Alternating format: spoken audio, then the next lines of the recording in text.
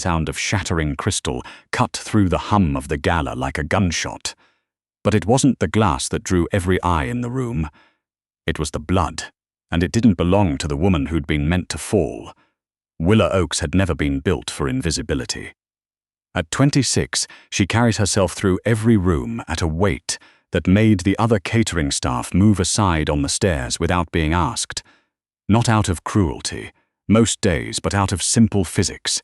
It was broad-shouldered, wide-hipped, and solid in the way that old furniture is solid.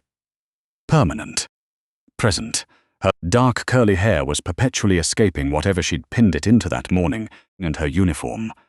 A black button-front dress with a white collar that the rental company insisted was one size fits most, had never once fit her in the way it was supposed to. Been working for Hargrove event staffing for 3 years. Saturday nights mostly, sometimes Thursdays, gigs, retirement parties, the occasional corporate gala for some May Street firm, where the canapés cost more than her weekly groceries, the tips were inconsistent, and the hours wrecked her knees. The base pay was good, and good was what mattered when your mother's oxygen concentrator had needed replacing in February and the waiting list for provincial coverage stretched to August. So Willa showed up. She always showed up, still. The Vauclaire Gala was being held at a renovated heritage building on Wellington Street West, one of those places with restored limestone columns and chandeliers that probably had their own insurance policies. The client was the Vauclaire Foundation, which was listed officially as a private arts endowment.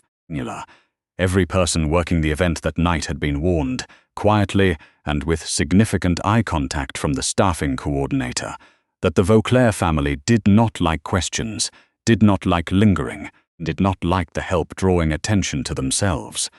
Willa had nodded and thought, perfect. She was excellent at not drawing attention.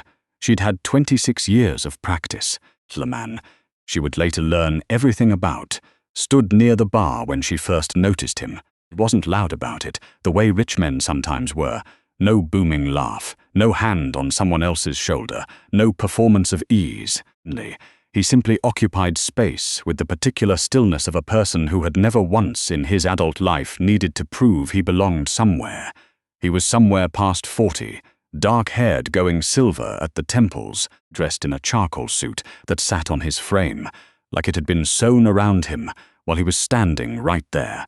He wasn't speaking to anyone. He was watching the room the way you watch a clock, steady, unhurried, tracking something that only he could see. His name was Constantin Vauclaire. Willa didn't know that yet. She was focused on the tray. It was a large silver tray, and it was loaded with miniature beef Wellingtons wrapped in parchment, and it was absolutely not designed to be carried by one person across a room this crowded. Supervisor, a thin, anxious man named Derek, who sweated through every event, regardless of the thermostat, had handed it to her anyway because the other server had disappeared somewhere near the coat check 20 minutes ago and hadn't come back. She made it 2/3 of the way across the room before a man in a tuxedo, who wasn't watching where he was going, turned sharply from the conversation he was in and walked directly into her left shoulder. The tray tilted, caught it, barely, with both hands, her left knee dropping slightly as she absorbed the impact, jaw clenching. The beef Wellingtons shuddered but stayed. 3 people nearby had turned to look. One of them was the woman in the red dress who'd been clinging to the arm of a very old man near the west window all evening. Her expression when she looked at Willa was the specific kind of blank that rich people perform when they want to communicate contempt without moving their faces. Christ, the woman murmured to no one in particular. They really will hire anyone. Willa straightened. She kept her eyes on the tray. She moved on. She had gotten very good over the years and at the precise emotional maneuver of not letting those moments reach her until later. There was a kind of internal compartment she could click shut when she needed to, file it away, keep walking with it in the car on the drive home when no one could see her face. It wasn't numbness. It was management. There was a difference. What drew her out of the ballroom and into the east corridor at 10:47 was not instinct exactly. It was Ginevra Vauclaire's empty chair. Willa had noticed the older woman earlier in the evening, noticed her the way she noticed anything that required gentle management, which was the same way she noticed a candle burning too close to a floral arrangement, or a glass left too near the edge of a table. Irina Vauclaire was in her late 70s, silver-haired, draped in a dark blue gown that had clearly been expensive once. She had the posture of someone who had spent decades being formidable, and was now spending considerable effort maintaining the impression. But her eyes, and when they caught Willa's briefly near the cloakroom, her eyes were somewhere else entirely. Scanning, searching for something that wasn't there. Willa had seen that look before. On her gran 3 winters ago, for the diagnosis, she set her tray on a side table and slipped out. The corridor was quiet, the sound of the gala muffled to a low shimmer behind her. She checked the anteroom, empty, tried the door at the end of the hallway that led to the building's older wing, a part of the building that wasn't in use tonight, and found it unlocked. She heard voices before she saw anything. One was fragile and high, wobbling at the edges. The other was composed and surgical, and absolutely vicious.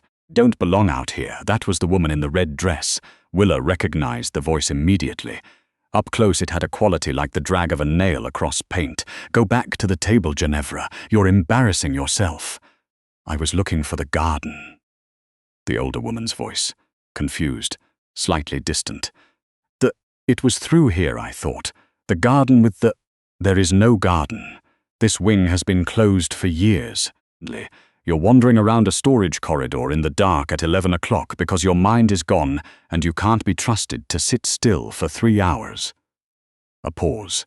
Constantin needs to know how bad it's gotten, and when he does, we're going to have a very productive conversation about what happens next with the estate. Willa stopped breathing. Through the gap in the door she could see them. Ginevra, one hand pressed against the wall. Her expression, the particular lost child blankness of someone who knows they've forgotten something, but can't locate what. And the woman in red. Her name, Willa would learn later, was Irina Chabot, and she'd been circling the Vauclaire family for the better part of 2 years under the guise of sitting on the Foundation's advisory board. Irina stepped closer to Ginevra. Her right hand came up. On her middle finger she wore a cocktail ring, large, asymmetrical, set with a cluster of raw-cut stones that caught the dim light and threw it in every direction. Willa was already moving. She'd never been fast, she knew that. But she had always been sudden, and there's a difference between speed and the shock of unexpected mass in motion. Hit the door with her shoulder and was through it before she'd made a conscious decision about any part of what she was doing. And she put herself between Irina Chabot's swinging hand and Ginevra Vauclaire's face, with approximately 1 second to spare. The ring connected with Willa's cheek. The sound was wrong, not like a slap, which is flat and loud, more like something tearing. The stones on the ring were not decorative. They were jagged and uneven, and the largest of them opened a cut from the top of Willa's cheekbone to just below her ear in one clean, catastrophic motion. Willa went down. Not dramatically, not slowly. Her knees simply stopped doing their job, and she hit the stone floor of the corridor and put out both hands to catch herself, and felt the warmth start immediately, thick and fast and spreading across her collar, bitten through part of her cheek from the impact, and the taste of copper was everywhere. Willa. Ginevra Vauclaire was beside her before she'd registered the old woman moving, down on both knees on the cold floor, her hands hovering, shaking terribly, over Willa's face. Oh, child, you're bleeding, what did you?" Her voice broke. "What did you do?" "I'm all right," Willa said. She was not all right. Irina hadn't moved, stood over them, with her hand still raised, and an expression on her face that cycled through surprise, contempt, and calculation in about 4 seconds. Then she straightened her dress and said, with extraordinary composure, "You ran into my hand. Both of you witnessed that." "Did she?" The voice came from the doorway. Willa turned her head, slowly, because turning quickly was not presently available to her, and looked. Constantin Vauclaire did not look angry. Looked like a man standing at the bottom of a very deep well, looking up at the surface, making very specific calculations about what was going to happen when he climbed out. Behind him, two men who hadn't been visible at the gala, who had the particular kind of stillness that isn't repose but readiness. Constantin. Irina's voice shifted, softened, reached for something warm and failed to find it. Your mother wandered off again. I was only trying to. He walked past her. He walked directly to the floor, where his mother was kneeling beside a bleeding catering-staff member, and he crouched down, one knee on the stone, and looked at Willa's face with the focused attention of someone doing a damage assessment and not yet allowing himself to feel anything about the results. He pulled a handkerchief from his breast pocket, white, monogrammed, one of those things Willa had always found slightly absurd in films, and pressed it gently but with firm pressure against the cut on her cheek. He hissed through her teeth. I know, he said quietly. Keep still. Your mother needs, Willa started. My mother is beside you. She is fine for 30 seconds. He kept his eyes on her face. His hand on the handkerchief was completely steady. What is your name? Willa Oakes. I'm with catering. You stepped between my mother and Irina Sabo. It wasn't a question, but Willa answered it anyway, because the look on his face made her feel, very strongly, Jen mattered right now. She was going to hit her. The ring, I didn't think she'd. She stopped. Her cheek was throbbing badly. I didn't think. No, Constantin said, and something moved through his expression and vanished before she could name it. You didn't think, just moved. He stood. He kept one hand extended toward Willa, not reaching for her exactly but available, and turned to face Irina Sabo. The two of them looked at each other across 3 meters of corridor, and Willa, even through the pain and the mounting dizziness, understood that she was watching something happen that she did not have vocabulary for. It was the particular silence of two people who have understood each other perfectly and will now proceed accordingly. Leave, Constantin said. Just that. One word. Irina opened her mouth. One of the men in the doorway shifted his weight almost imperceptibly, and Irina closed her mouth again. Tonight, Constantin continued, my foundation, my board, my city, leave all of it. He paused. If you make me ask again, the conversation becomes significantly different. The sound of Irina's heels on the corridor floor was very loud in the quiet that followed. And then it wasn't. What happened in the next 40 minutes happened quickly, and with the particular efficiency of people who are accustomed to managing crises. An SUV appeared at the building's side entrance. Doctor. A real one, not a party guest, someone who arrived with a kit and an expression of total professional calm. Examined Willa in the back seat, while Constantin Vauclaire sat beside her and held her hand and talked, softly and somewhat disjointedly, about a garden she remembered from childhood that had roses in 4 different colors. Willa let her talk. She was good at that, at being still for people who needed someone to be still near them. The laceration needed sutures, 12 of them, small and precise, laid in a neat line from her cheekbone down toward her jaw. Willa sat through the local anesthetic and the stitching without making much sound, staring at the fabric of the headrest in front of her, and doing the breathing exercise her physio had taught her 2 years ago for a different kind of pain. She was thinking about Derek, her supervisor, and whether she'd been clocked out correctly, and whether she'd left the tray of beef Wellingtons somewhere it would be tripped over. She was thinking about her mother's next specialist appointment, which was a Tuesday, and whether the pharmacy would have the updated prescription ready in time. She was not thinking about Constantin Vauclaire, because thinking about Constantin Vauclaire felt like standing too close to something very large and very bright, and Willa had learned a long time ago to manage her proximity to things that could overwhelm her. She was discharged from the SUV at what she assumed would be her apartment building, but wasn't. This isn't, she started. My mother has asked that you stay at the house tonight. Constantin was in the front seat. He turned his head partially, but didn't look at her directly. She's asked 3 times. She'll ask again in approximately 10 minutes, when she's forgotten she already asked. I've found it's easier to simply arrange the thing she wants. Willa looked out the window at the building they were parked in front of, stone and iron, a private residence on a street where everything was old money and mature trees, somewhere in Forest Hill. I have work tomorrow morning. It's been handled. You can't just Oakes. He said her last name the way people say words they've decided to remember. You have 12 stitches in your face that you received in the service of protecting my mother. The least I can do is give you a bed that isn't your apartment for one night. A pause. She'll sleep better knowing you're here. So will I. Willa thought about arguing. She was tired in the way that goes all the way to the bone, and her cheek was starting to reassert itself through the local anesthetic, and the hand that Ginevra had been holding for 40 minutes had gone warm and comfortable in a way that was difficult to walk away from. Fine, she said. One night. It was not one night. What Willa discovered about the Vauclaire household over the following days was this: it ran on routine, on loyalty, and on the absolute unspoken understanding that Ginevra's comfort was the organizing principle around which everything else arranged itself. The staff, small, quiet, intensely competent, moved around the older woman's rhythms like water finding its level.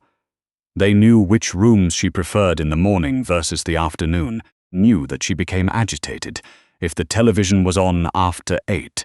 They knew that she sometimes woke at 3 or 4 and walked to the window of her bedroom and stood there for 20 minutes, looking for something she couldn't name out loud. Constantin knew all of this. He had built his household around it with the same methodical precision, with which Willa would later understand. He built everything.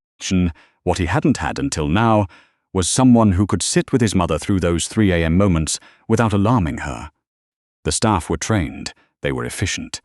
But efficiency, Willa had noticed, had a particular quality, a purposeful quality, that Ginevra could sometimes detect and that made her retreat into herself. Willa didn't have efficiency, she had patience. They were not the same thing. She stayed because Ginevra asked her to, and then because Ginevra asked her again, having forgotten the first asking. And somewhere in the second week, she stopped measuring how much longer she would stay and started simply being there, the way you stop counting how many minutes are left in a long drive and just drive. She was not a guest. She was not, exactly, staff. Constantin had been clear about that in a way that confused her, because if she wasn't staff, she didn't know what the word for her was. She occupied some undefined third category that the household seemed to have quietly accepted without requiring a label. He gave her a room on the second floor with a window that looked out over the garden. He arranged for someone to collect her things from her apartment, and then, without asking, which annoyed her, for someone to speak with her building superintendent about her lease. He had her mother's specialist appointment rescheduled to a time that worked better and arranged private transportation for it. And when Willa found out about that last part, she went to find him in his study on a Wednesday evening and told him, plainly, that she didn't need to be managed. He looked up from whatever he was reading. No, he agreed, you don't.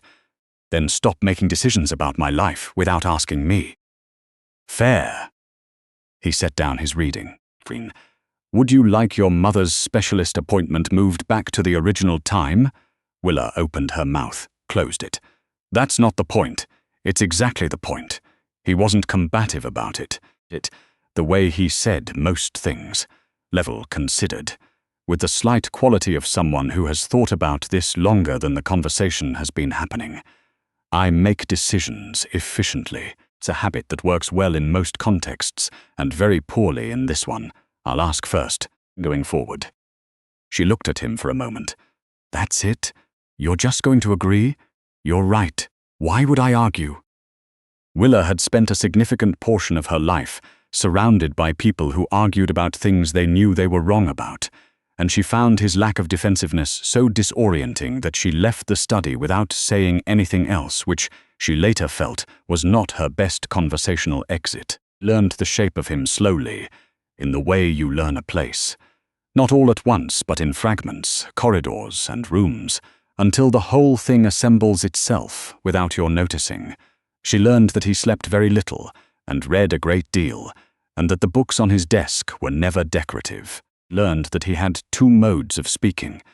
The one he used in meetings and on calls, which was clipped and deliberate and left very little room, and the one he used in the evenings when his mother was settled and the house was quiet, which was different in a way she couldn't quite articulate. More dimensional, maybe.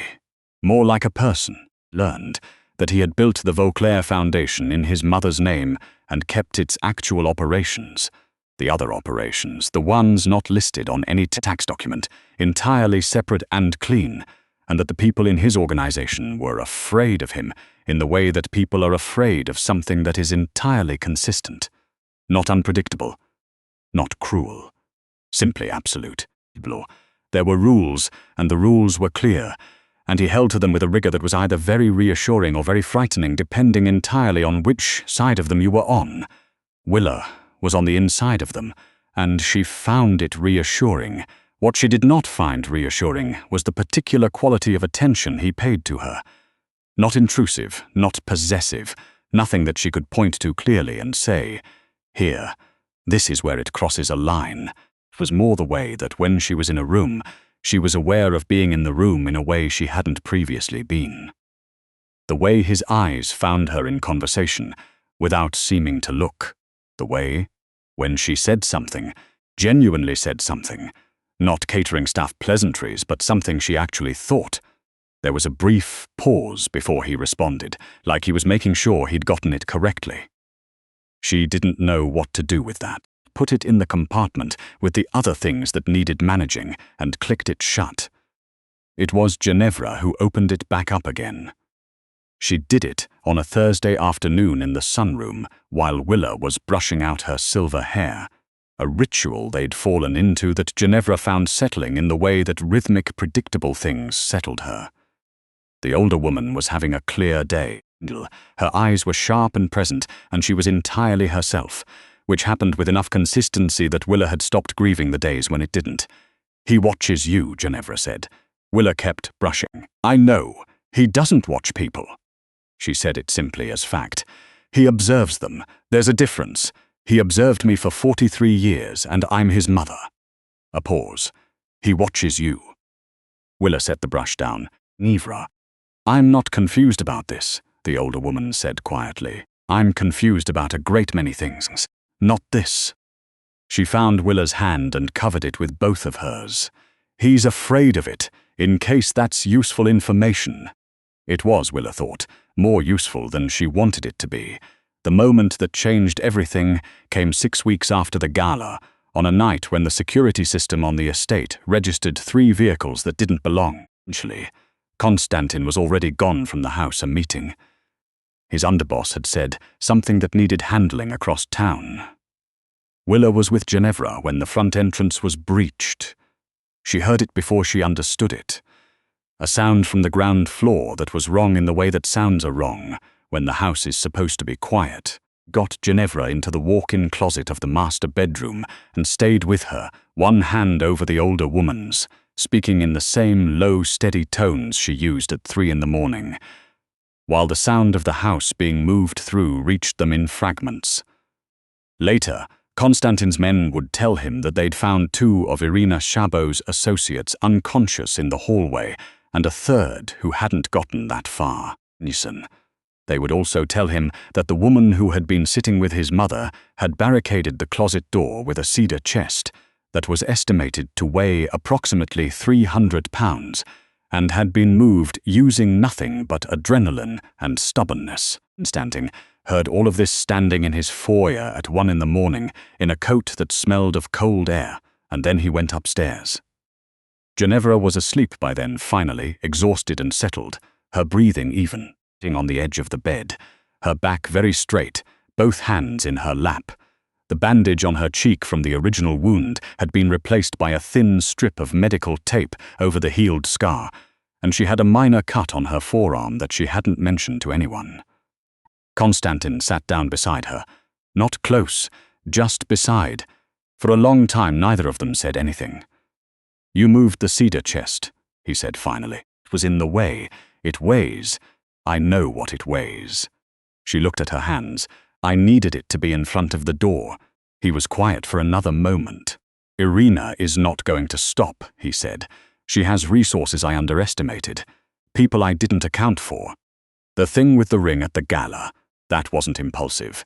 She'd been planning the board takeover for months, and my mother was the obstacle. He paused. You've made yourself a target by protecting her, both times. Willa looked at him. Are you about to tell me I should leave? No. He said it immediately, with a flatness that left no room. I'm about to tell you that I'm going to make sure you're never in that position again. Both of those things are true at the same time. Something in his jaw worked once.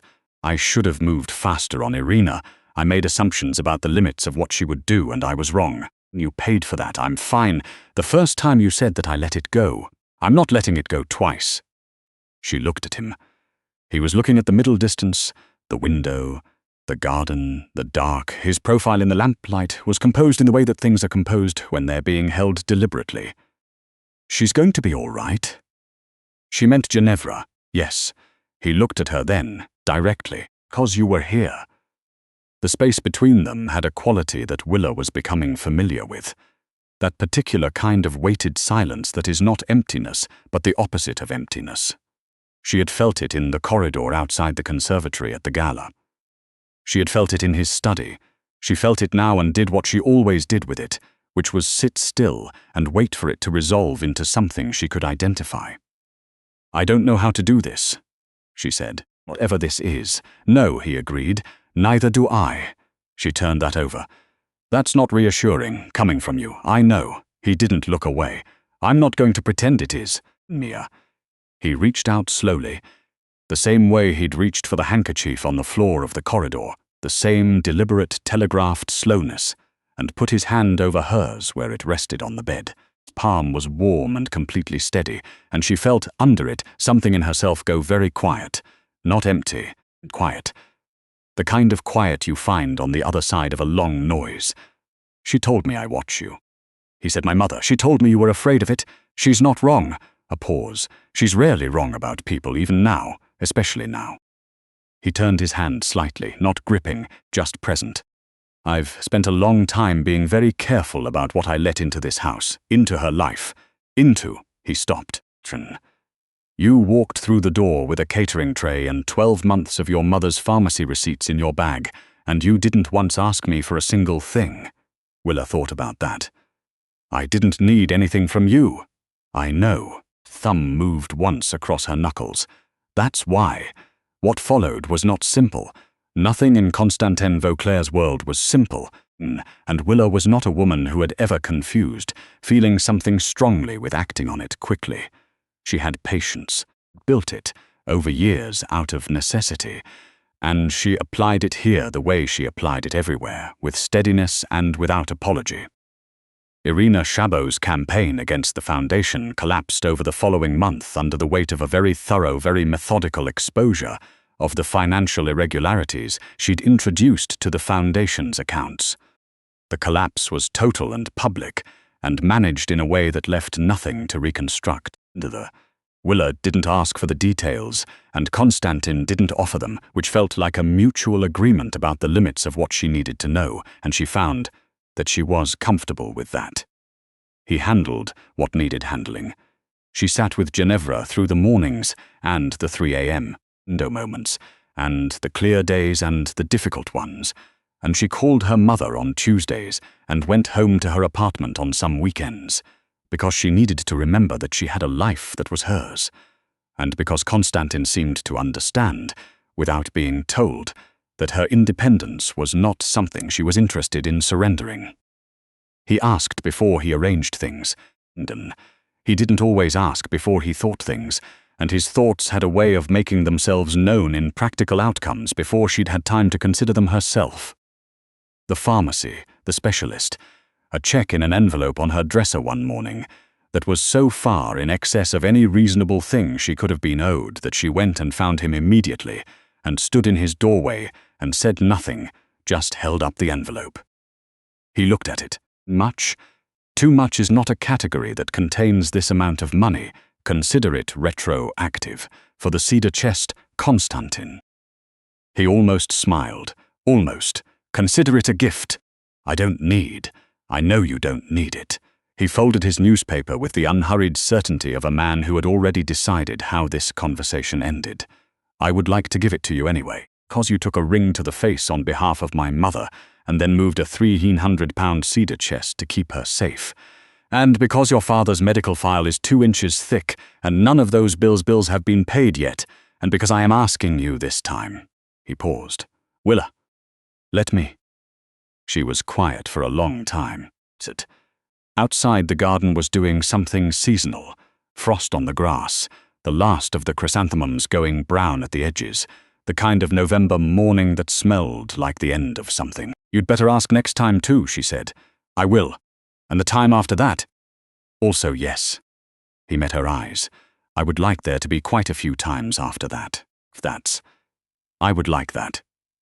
Willa Oakes had spent 26 years being overlooked, and she had spent those years becoming so thoroughly herself, so solid and warm and stubborn and present, that she had not noticed how much of that was strength until the moment when the most careful man she'd ever met said, simply and without performance, that he would like quite a few more times with her in them.